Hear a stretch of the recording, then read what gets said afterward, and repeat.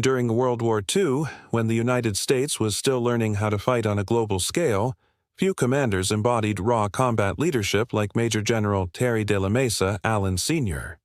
To his men, he was bold, fearless, and utterly loyal. To his superiors, he was unruly and unpredictable. And to the Germans, he was a nightmare, a relentless general whose troops attacked day and night without mercy. They called him Terrible Terry Allen. Born in 1888 at Fort Douglas, Utah, into an Army family, Allen showed a rebellious streak from the start. He entered the U.S. Military Academy at West Point but failed out before returning to graduate through sheer determination. Unlike many polished officers of his time, Allen cared little for ceremony or politics. He hated bureaucracy and valued one thing above all: results on the battlefield. He was the kind of commander who preferred mud to meetings and the respect of his soldiers over medals from headquarters. Allen first saw combat in World War I, where he proved himself as a natural leader, brave under fire, calm under pressure. Between the wars, he developed his philosophy of command, that discipline should come from confidence, not fear, and that an officer should always share the same risks as his men. While others studied theory, Allen studied morale, trust, and aggression, lessons that would define his career. When America entered World War II, Allen was chosen to command the 1st Infantry Division, known as the Big Red One. In 1942, it was still inexperienced, but Allen transformed it through relentless training, demanding initiative, aggression, and brotherhood. When the division landed in North Africa, it was ready for anything. The campaign was America's first real test against the German army, and in early 1943, the U.S. suffered a humiliating defeat at Kasserine Pass. Allen refused to let that loss define his men. Under his leadership, morale was rebuilt almost overnight. He taught his soldiers to fight smart and strike fast. His philosophy was simple: attack and keep attacking. A month later, at the Battle of El Guitar, Allen's division faced Rommel's Afrika Korps and held its ground, destroying dozens of enemy tanks and forcing the Germans to retreat. It was a turning point that proved the U.S. Army could stand toe-to-toe with Germany's best.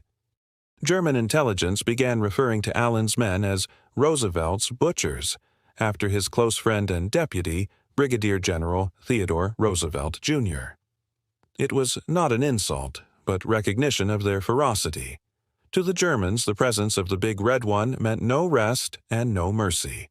Allen's leadership style was unorthodox. He believed authority should be earned, not demanded. He shared meals with his men, marched beside them, and appeared at the front lines under fire. His soldiers loved him for it and would follow him anywhere. But his disregard for military formality caused friction with higher command. Behind the lines, discipline was loose. As long as every man fought hard in battle, Allen looked the other way.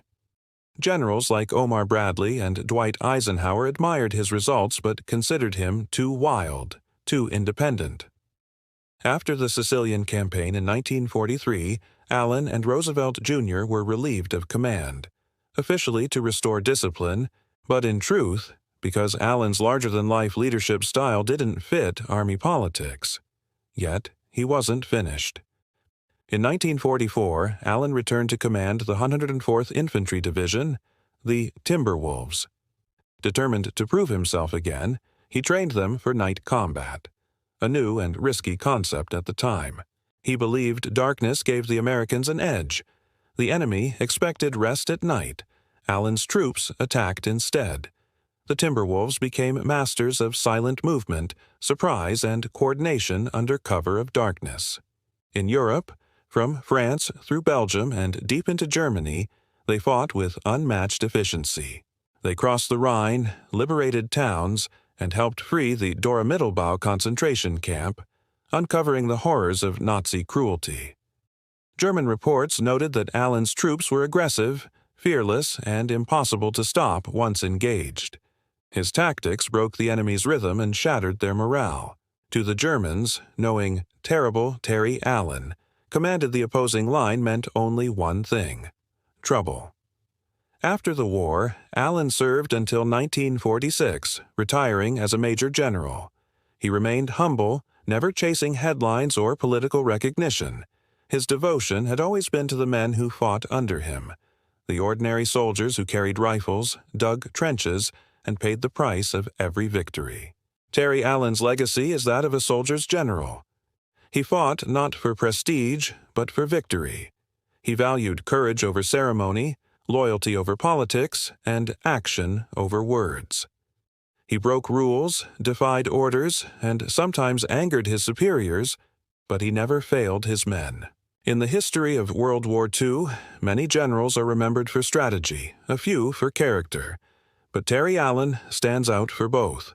He was a warrior who led from the front, earned the love of his soldiers, and the respect, even the fear, of his enemies. He was bold, reckless, relentless, and to the Germans he was the most badass American general they ever faced. Terrible Terry Allen.